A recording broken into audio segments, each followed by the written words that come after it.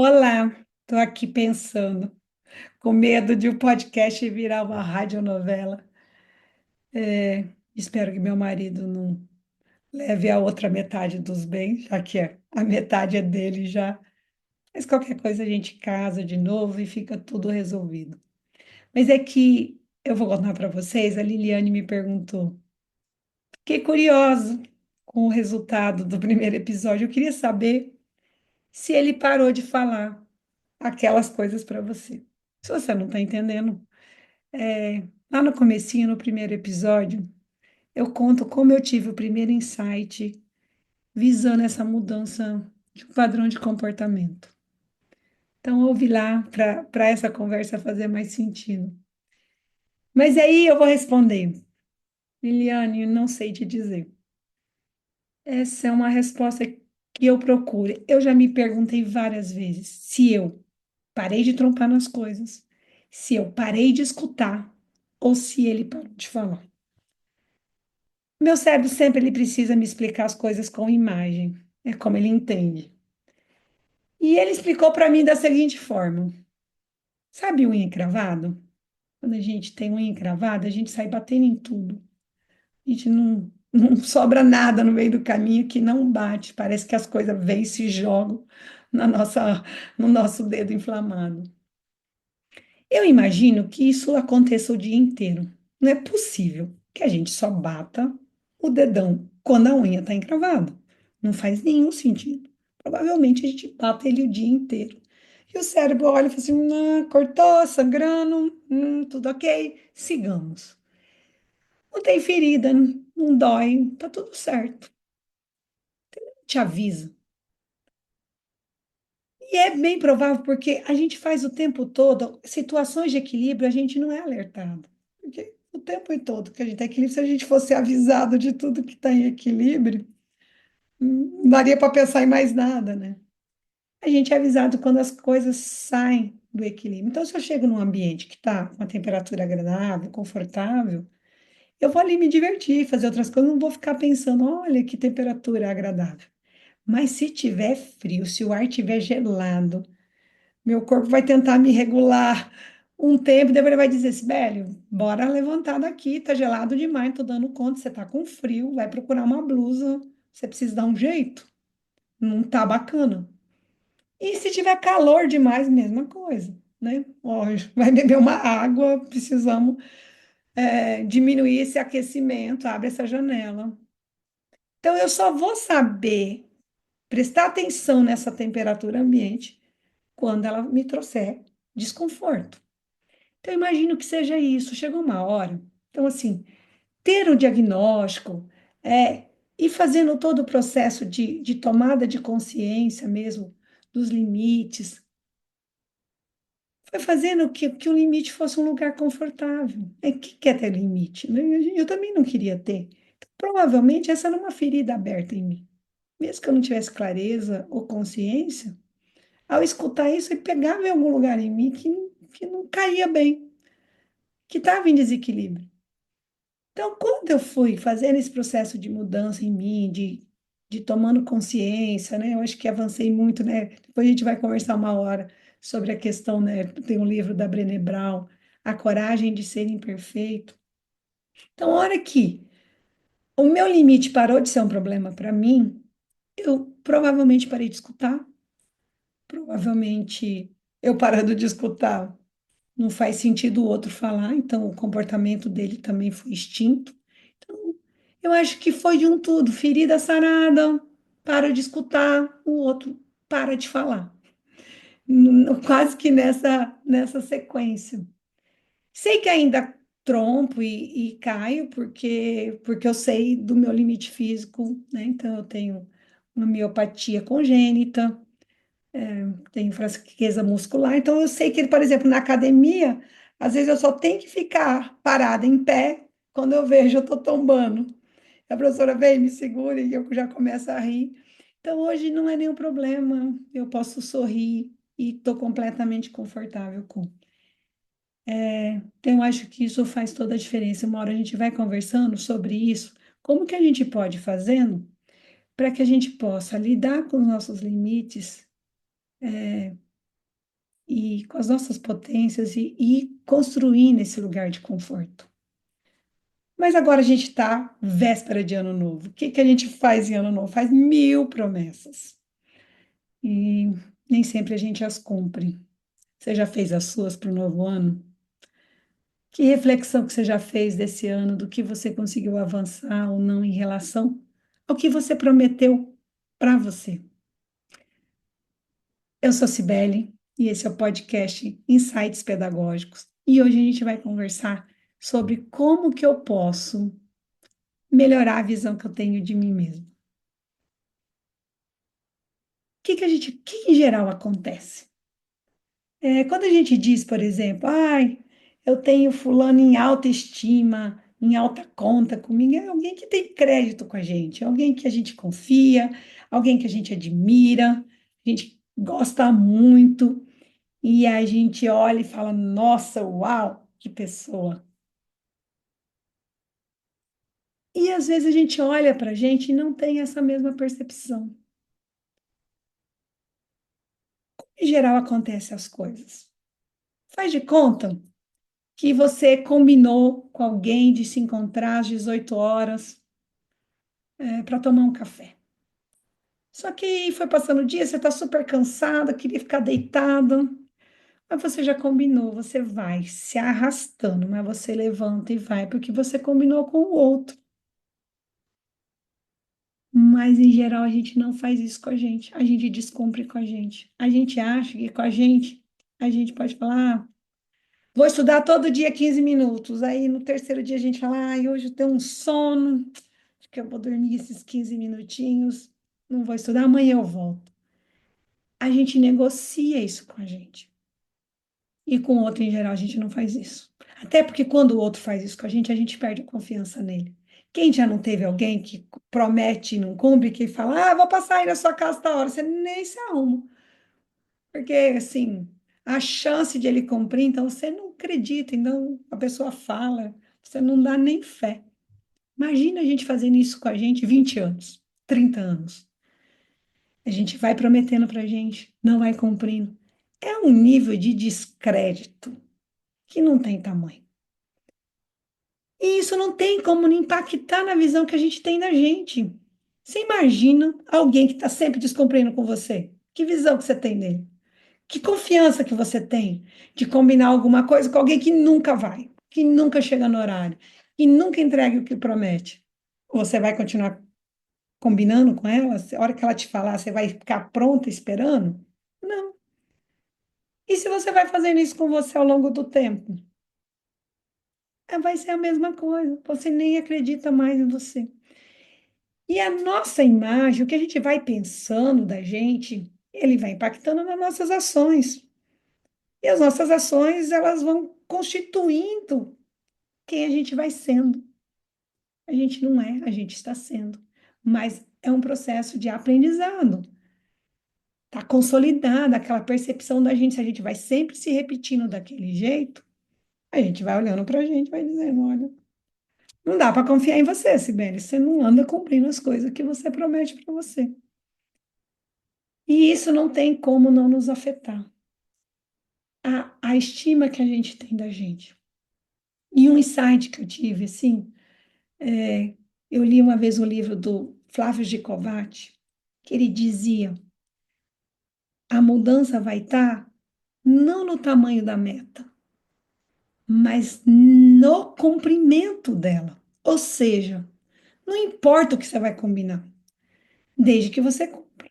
E ao estudar a questão do tempo, ou seja, tenho como mudar uma imagem. Então, alguém, sei lá, faz 20 anos que a pessoa promete para você e não cumpre. Não é duas vezes que ela vai cumprir com você que você fala, nossa, fulano mudou. Você sempre vai estar ali olhando, sei não. Amanhã ele deve dar de novo um erro. Por quê? Porque é uma história de desconfiança, né? E a mesma coisa com você, não é duas vezes que você vai fazer um processo de, olha, cumpri, já faz 2 dias que cumpri, e o cérebro fala, nossa, parabéns, você já é outra pessoa. Ele fala, sei não. Será que dessa vez você vai fazer diferente? Então, o tempo vai fazer a diferença. Então, se eu tenho 20 anos de desconfiança, eu vou ter que trabalhar aí na confiança um novo caminho muito intenso para que faça diferença, para que eu me perceba de outro lugar. Então, o que que nós temos que fazer? Começar algo e cumprir. Mas se eu prometer algo que eu não consigo cumprir, eu só vou reforçar aquilo que eu já sei de mim, que eu não faço, que eu descumpro, que eu não sou bacana comigo. Logo, minha autoestima vai lá para o chão. Então, a sacada do Flávio Jacovati era: faz qualquer coisa pequenininha, desde que você consiga cumprir todos os dias. Então, isso muda tudo. E aí eu vou contar para vocês como que eu apliquei isso na minha vida e que fez toda a diferença. Já pegando um gancho com o começo, com a minha deficiência física, eu sempre comecei atividade física, mas para mim isso é um sofrimento. Então, assim, a minha doença, ao menor esforço, eu produzo uma enzima chamada CPK, que é de sofrimento muscular. E numa quantidade enorme. Então, como se eu tivesse, sei lá, eu andei 10 metros, como se eu tivesse corrido 30 quilômetros, numa exaustão, num processo de intenso sofrimento, porque o músculo, ele não tem, né? Porque ele tem limites dele. Então, para mim, sempre sofrendo. Então, 5 minutos é uma exaustão sem fim. Então, eu ia fazendo. Mas as coisas, chega uma hora, é tão sofrido. Então, né, eu pego 1 quilo para sempre, e aquele 1 quilo sempre é 20.000 quilos, né? Não chega uma hora que ele fica mais baixo, que eu já posso pegar dois, é sempre um desafio. Então, eu começava e não conseguia manter. A vida também com muito trabalho, uma rotina, né, bem diversa, e aí não ia se mantendo. Então, várias vezes eu tentava e não conseguia manter a atividade física na vida. Um belo no dia, eu liguei para uma prima e ela me contou: tô aqui cuidando da mãe, a mãe tá com isso, com aquilo, e listou umas 10 doenças. Eu desliguei o telefone, pensei, olhei para minha idade e lembrei do meu pai. Meu pai tem a mesma doença que eu, é uma doença congênita. E eu lembro, eu criança, ele dava aula os 3 períodos e ele chegava de noite, quase meia-noite. E ele fazia exercício na sala de casa, polichinelo, flexão, que ele dava conta ali, a vida inteira. Está com 80 anos, dá aula na graduação, na pós-graduação, vai trabalhar todo dia como se tiver há 20 anos, produzindo. E eu olhei e falei assim: eu preciso escolher hoje qual caminho eu quero. Meu futuro depende do que eu vou escolher hoje. Falei: eu preciso colocar atividade física na minha vida. É difícil para mim, mas eu preciso encontrar um jeito. E eu lembrei do que o Flávio Gicovati tinha falado e do que eu aprendi em neurociência, da questão do tempo do aprendizado. E aí eu combinei comigo. Falei: a partir de hoje, eu vou fazer atividade física todos os dias da minha vida, enquanto eu viver. E aí eu combinei que não importava o tempo, eu não ia começar com 1 hora, eu não tinha condição. Eu subia 3 lances de escada, eu tinha que segurar para não cair para trás. Por quê? Porque do sofrimento muscular mesmo. E aí eu falei: quer saber? Vou qualquer coisa, vale uma volta na quadra, mas todo dia eu vou fazer, não importa. Vou lá, me mexo dentro d'água, o que der para fazer, mas eu vou contar com atividade física e vou fazer todo santo dia. Então não tinha como começar a academia, não tinha como, porque é alguma coisa que não cabia na vida. Então eu prometi para mim que eu ia fazer qualquer coisa, desde que eu delimitasse aquele tempo para atividade física. E comecei. Lembro de um dia que já era sábado de noite, passou o dia, eu não vi, deitei e lembrei que eu não tinha feito nada. Falei: não, não acredito. Falei: já está de noite, eu vou ficar quietinha. E aí eu lembrei, falei: Sibélio, você combinou, levanta. Eu falei: meu marido, preciso caminhar em volta da quadra, vão comigo, tá de noite. Ele: que sentido tem, né? Que lógica tem isso? Nenhuma, não trabalhamos com lógica. Vamos trabalhar com o que eu comprei comigo, para eu ficar feliz comigo. Não vai mudar meu corpo, não vai mudar meu limite, mas vai mudar que eu combinei comigo e dei conta de cumprir. Bora lá e a gente. Então, vira e volta a gente faz isso, né? Quando tem muita demanda e eu não consigo, às vezes é 9h30, 10 horas que chega do trabalho, a gente sai andando, porque eu não cumpri minha meta do dia de fazer alguma atividade física. E aí eu fui fazendo aquilo. Então, valia uma volta na quadra, valia qualquer coisa. Valia 3 agachamentos, contei, fiz, olhei para isso, e fui fazer, fui fazer. Depois de uns 6 meses, eu falei, gente, que bacana, tá indo super bem. Porque eu combinei que não importava dia, santo, feriado, onde eu tivesse, o que. E aí tinha isso, não podia ser coisa que eu tinha que fazer num lugar, porque às vezes não cabia na vida e eu precisava, onde eu tivesse, dentro de um quarto, eu precisava dar conta de fazer. Não tinha que ser algo de ato flexível. E aí eu vi que eu falei, não, tá indo bem, gostei. E aí eu fui atrás de personal, né? Falei, vou na academia, então, 2, 3 vezes por semana. E comecei. Comecei a fazer. Quando eu não ia, fazia em casa, fazia do jeito que dava, mas todos os dias. De segunda a segunda, eu fui colocando atividade física na vida. Eu lembro de um dia que eu estava na academia, 1 quilo, acho que na mão, um esforço enorme. E aí eu perguntei para o professor, falei, para que músculo é bom esse exercício? Ele falou, parece que por orbicular. E aí a gente quase morreu de ir, porque assim, era para mão, assim, pesando no braço e o esforço recrutando o corpo inteiro, que o olho estava saltando, né? Imagina o olho como estava para ele falar por orbicular, de tamanho esforço que era para eu fazer, né? E aí foi indo e fui fazendo. Falei, olha, e isso foi, comecei 22 de agosto de 2022. O dia que eu decidi foi o dia que eu já dei a primeira volta na quadra. E eu nunca, criança, nunca pude correr, nunca pulei elástico, tudo que eu queria ter feito na vida, né? Porque a gente brincava, era um tempo que a gente brincava na rua, o dia todo correndo, né? Jogando bets e eu sempre lá atrás.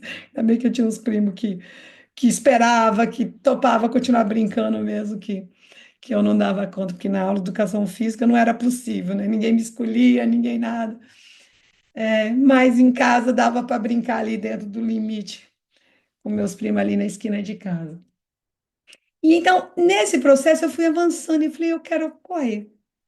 Eu viajei com as amigas, fomos fazer maratona em Helsinki. Eu quero correr, gostei desse lugar. E aí eu combinei comigo que eu ia começar todo dia 1 minuto, 2 minutos. E agora, novembro de 2024, eu corri meus primeiros 5 km na vida.